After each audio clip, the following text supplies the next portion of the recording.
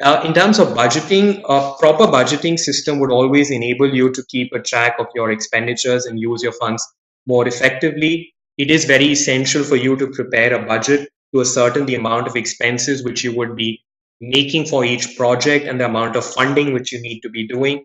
An improper budget would obviously be one of the reasons for failure of the implementation of programs.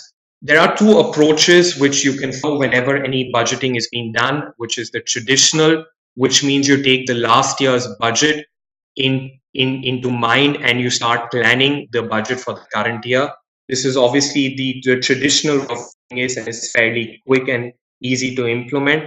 However, we normally recommend that you do have a zero-based budgeting system, which is the correct way of doing this in future. This will allow you to correctly sanction resources to each particular activity for which you're needing the money, and the past doesn't necessarily govern the future.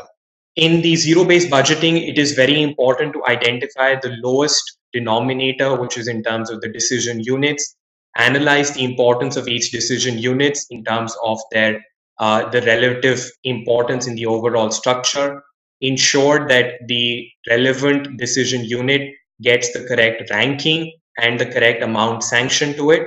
And then based on that, the eventual budget is being prepared, which is approved by the relevant financial authority within the organization. Then the types of budget, there are three distinct type of budgets. The income and expenditure budget, which normally talks about the budget setting out the anticipated running cost. This will normally show how the funds will be generated and in what manner they would be spent. The capital budget is talking about the expenditures which the organization needs to make in the future year on capital projects and one-off items, including things like vehicles, furniture and equipment, computer equipment, major building reconstruction or renovation work which you would be doing. And then finally, the cash flow forecast, which will give an clear indication of how the money will be raised at different points of time in the year and what would be the obligations in terms of spending the money. One of the things which you must keep in mind is that a cash flow budget is not simply dividing the total budget into 12 equal installments. There needs to be a proper matching in terms of when the money would be received and when you need to be spending it. An improper budget, which would be a disadvantage of the earlier two methods, would be that you do not have a proper matching between the earning of the money and the spending of the money, and therefore there is a mismatch.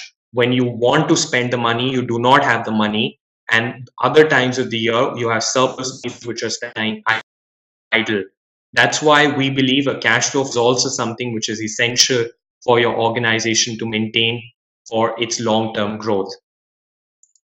Then finally, preparing any of these records, as we mentioned, is futile unless there is a proper variation analysis which is done after the end of the reporting period. Under variation analysis, it is also very, very crucial to identify what were the underlying variables based on which your budget was prepared. If those underlying variables have changed, then the variation analysis should not be in absolute numbers, but should be adjusted for those changes in the variables.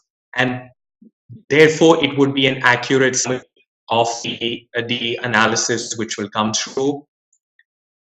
We've tried to give in here one of the reporting formats which is followed by the most renowned donor in our countries, which are known for their corporate ethics and governance. This would initially, in the initial part of the page, have details about the budget, what were the total cost, what was the period, and then for what eventual period the actuals were realized, and then finally any variations. And each of those variations beyond the tolerable percentage need to be explained with a narrative. It is always essential for a correct variation analysis to make sure that the variables as well as the timing are kept in mind whenever any variation analysis is done. An improper understanding of either of these two items would lead to an incorrect presentation before your donor and also for internal review of the effectiveness of your budget.